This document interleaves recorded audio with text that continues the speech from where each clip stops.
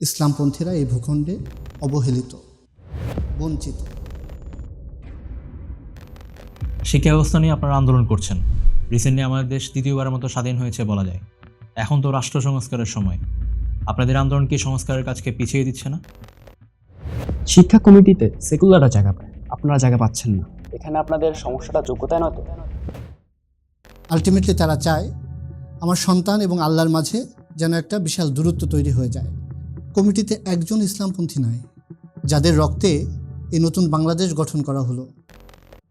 আলেম সমাজ এই সেক্টর নিয়ে কথা বলছেন এবং আপনারাও তাদের সাথে সুর মিলাচ্ছেন। আলেম সমাজ কেন জেনারেল এডুকেশন সিস্টেম নিয়ে কথা বলবে? শিক্ষা ব্যবস্থা নিয়ে আপনারা আন্দোলন করছেন। রিসেন্টলি আমাদের দেশ দ্বিতীয়বারের মতো স্বাধীন হয়েছে বলা যায়। এখন তো রাষ্ট্র সংস্কারের সময়। আপনাদের আন্দোলন কি সংস্কারের কাজকে পিছিয়ে দিচ্ছে না? সংস্কার গুরুত্বপূর্ণ, তবে শিক্ষা ইস্যুটা তার চেয়ে অনেক বেশি গুরুত্বপূর্ণ। শিক্ষা ব্যবস্থায় একটা জাতির মনন এবং জীবন আচরণ নিয়ন্ত্রণ করে। একটা জাতির সংস্কৃতির একটা রিফ্লেকশন থাকে শিক্ষায়। আবার শিক্ষার ডিজাইন সেই জাতির সংস্কৃতি, জীবন আচরণ, মূল্যবোধ সব কিছুকেই প্রভাবিত করে। আমরা দেখেছি কেউ কোনো ভূখণ্ড দখল করলে সেই জাতির শিক্ষাকে নিয়ন্ত্রণ করার চেষ্টা করে। ব্রিটিশরা আমাদেরকে অনেক দিন শাসন করে গেছে। প্রথমত তারা আমাদের শিক্ষার অধিকার দিতে চায়নি। তারপরে তারা দেখলো যে যদি আমাদেরকে শাসন এবং শোষণ চালিয়ে যেতে হয় আমাদের প্রতি, তাহলে আমাদের শিক্ষাকে নিয়ন্ত্রণ করতে হবে, আমাদেরকে ইসলাম থেকে দূরে সরায় ফেলতে হবে। আলটিমেটলি এই উদ্দেশ্যে Lord Macaulay downward filtration theory নামে একটা শিক্ষানীতি দিলেন, যে শিক্ষানীতির উদ্দেশ্য ছিল এমন একটা প্রজন্ম তৈরি করা, এমন কিছু মানুষ তৈরি করা যারা ব্লাড অ্যান্ড কালারে হবে Indian, but thinking, moral, intellectual ground থেকে তারা হবে ইউরোপিয়ান। তো তারা সফল হয়েছিল। আলটিমেটলি সেই সেকুলার শিক্ষা ব্যবস্থার ধারাবাহিকতায় আজকের শিক্ষা ব্যবস্থা। এজন্য আমরা দেখি যে সেকুলাররা, বামরা অনেক কিছুতেই ছাড় দেয়, কিন্তু শিক্ষা ব্যবস্থায় তারা বিন্দুমাত্র ছাড় দিতে চায় না। এখানে একজন ইসলামপন্থীর উপস্থিতি তারা কোনোভাবেই টলারেট করে না।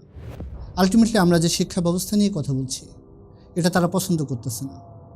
এজন্য দেখবেন যে শায়েখ আহমদুল্লাহর 2 লাইনের একটা স্ট্যাটাস নিয়ে সেকো এবং বাম মহলে তীব্র প্রতিক্রিয়া আমরা দেখতে পাচ্ছি, যে একজন হুজুর কেন শিক্ষা ব্যবস্থা নিয়ে কথা বলবে। তার মানে তারা আমাদের শিক্ষা ব্যবস্থাকে নিয়ন্ত্রণ করতে চায় এজন্য যে তারা আমাদের সন্তানরা কেমন হবে সেটা তারা নির্ধারণ করবে, আমার সন্তানরা কী পড়ে বড় হবে সেটা তারা নির্ধারণ করবে। আলটিমেটলি তারা চায় আমার সন্তান এবং আল্লাহর মাঝে যেন একটা বিশাল দূরত্ব তৈরি হয়ে যায়। শিক্ষা ব্যবস্থার ডিজাইনটা তারা এমনভাবেই করতে চায়। এই জন্য সংস্কার জরুরি হলেও শিক্ষা ব্যবস্থা নিয়ে আমরা ছাড় দিতে চাই না। তাতে রাষ্ট্র আনস্টেবল হোক, সরকার আনস্টেবল হোক, দ্যাট ডাজন্ট ম্যাটার। বাট শিক্ষা ব্যবস্থা, বাঙালি মুসলমানের শিক্ষা ব্যবস্থায় বাঙালি মুসলমানের ধর্মীয় অনুভূতির রিফ্লেকশন থাকতে হবে। এই গণ অভ্যুত্থানে ইসলামপন্থী জনতা রক্ত দিয়েছে। ইসলামপন্থী জনতা ইসলাম চায়, সেকুলারিজম চায় না। কাজেই শিক্ষা ব্যবস্থায় ইসলামপন্থী জনতার, গণমানুষের আকাঙ্ক্ষার প্রতিফলন থাকতে হবে। এজন্য শিক্ষা ব্যবস্থাকে আমরা বামদের হাতে, সেকুলারদের হাতে ছেড়ে দিতে পারি না। এই সংস্কারটা অন্য অন্য সংস্কারের মতো নয়। কাজেই শিক্ষা ব্যবস্থার মুসলমানের অনুভূতির প্রশ্ন, ইসলাম প্রশ্ন সমাধান হবে, তারপর বাকি সংস্কার হবে। শিক্ষা কমিটিতে সেকুলাররা জায়গা পায়, আপনারা জায়গা পাচ্ছেন না। এখানে আপনাদের সমস্যাটা যোগ্যতায় নয় তো? সমস্যাটা আসলে যোগ্যতা না, সমস্যাটা কাঠামোগত ইসলাম বিদ্বেষ। একজন ইসলামপন্থী মানুষ যত যোগ্যতা সম্পন্নই হন, তিনি ডাক পাবেন না। ডাক পাবেন সেকুলাররা, ডাক পাবেন বামেরা। এটা এই রাষ্ট্রের কাঠামোতে ইনবিল্ট। কাজে আমরা দেখি যে একজন আলেমকে ধর্ম উপদেষ্টা বানানোর দাবি আমরা জানালাম। প্রশ্ন উঠল, এই আলেমের আন্দোলনে কি ভূমিকা ছিল? অথচ আরও অনেকগুলো উপদেষ্টা নিয়োগ হলো যাদের আন্দোলনে কোনো ভূমিকাই ছিল না, কিন্তু তাদের ক্ষেত্রে প্রশ্নটা কিন্তু উঠল না।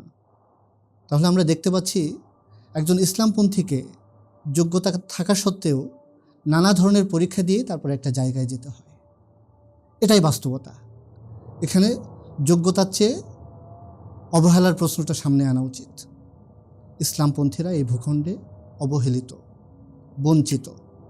বৈষম্য বিরোধী আন্দোলনের ফলে যে বাংলাদেশ আমরা পেলাম, সেখানে ইসলামপন্থী জনগণ ইসলামপন্থী জনগণই সবচেয়ে বেশি বৈষম্যের শিকার। কাজেই প্রশ্নটা যোগ্যতার না, প্রশ্নটা কাঠামোগত ইসলাম বিদ্বেষের। এই রাষ্ট্রের কাঠামোতে ইসলাম বিদ্বেষ বিদ্যমান। আলেম সমাজ এই সেক্টর নিয়ে কথা বলছেন এবং আপনারাও তাদের সাথে সুর মিলাচ্ছেন। আলেম সমাজ কেন জেনারেল এডুকেশন সিস্টেম নিয়ে কথা বলবে? সমাজে ইসলাম বিরোধী কর্মকাণ্ড হলে সেটা নিয়ে কথা বলা আলেম সমাজের নৈতিক দায়িত্ব। আমরা দেখছি পাঠ্যপুস্তকে এলজিবিটি মতাদর্শ ঢুকে গেছে, পাঠ্যপুস্তকে আরও নানা ধরনের কন্টেন্ট ঢুকে গেছে যেগুলো সরাসরি ইসলামের সাথে সাংঘর্ষিক। তো এই ইস্যুগুলো নিয়ে তো অবশ্যই আলেম সমাজ কথা বলবেন। পাঠ্যপুস্তকের সাবজেক্ট যে কমিটি, সেখানে ইসলাম শিক্ষা নিয়ে কারা কাজ করবেন? ইসলাম শিক্ষা নিয়ে কাজ করার এজেন্সি তো আলেম সমাজের। আমরা দেখেছি এই কমিটির আন্ডারে যে সাবজেক্ট কমিটি, সেখানেও একজন স্বীকৃত হাদিস অস্বীকারীকে নেওয়া হয়েছে। তারা প্রশ্ন তুলছে আলেম সমাজের ব্যাপারে, কিন্তু তারা একজন স্বীকৃত হাদিস অস্বীকারীকে তাদের টিমে অন্তর্ভুক্ত করেছে। আরও একজন আলেম আছেন, তিনিও বিতর্কিত। তো তারা এই বিতর্কিত মানুষজন নিতে পারছে, কিন্তু আলেম সমাজের কথা আসলেই তারা প্রশ্ন তুলছে আলেম সমাজ কেন কথা বলবে? এদেশের গণমানুষের রক্তে আমরা এই নতুন বাংলাদেশ পেয়েছি। সেই মানুষ ইসলামকে লালন করে, ইসলামকে ধারণ করে, এবং আলেম সমাজ তাদের মুখপাত্র। সেই গণমানুষের কথা আলেম সমাজ বলবে না? আলেম সমাজের কথা বলার রাইট আছে।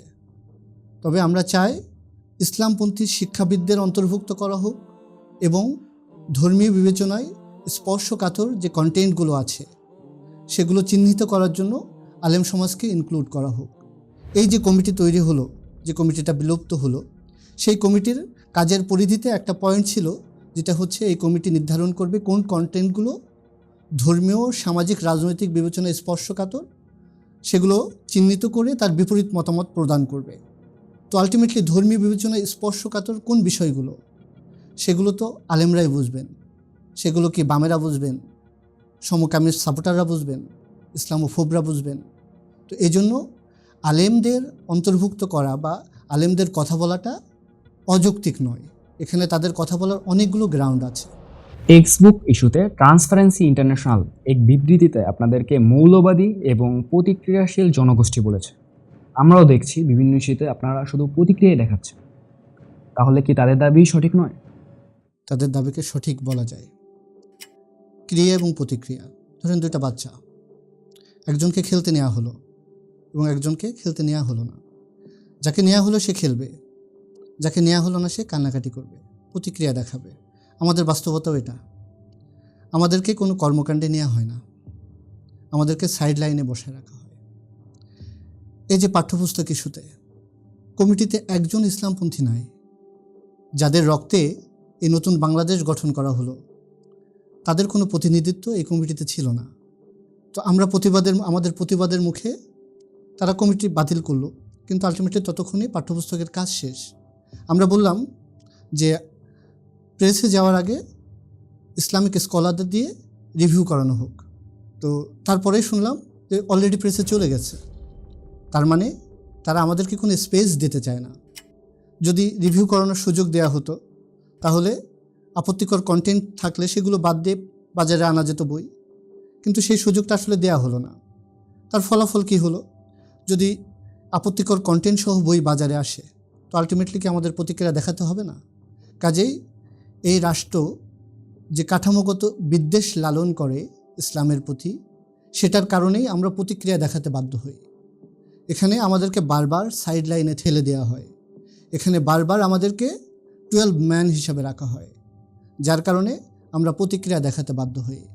আমাদের যোগ্যতা যতই থাক না কেন, আমাদেরকে খেলতে নেওয়া হয় না, আমাদেরকে সাইড লাইনেই বসিয়ে রাখা হয়, যার কারণে প্রতিক্রিয়া না দেখায় আমাদের উপায় থাকে না।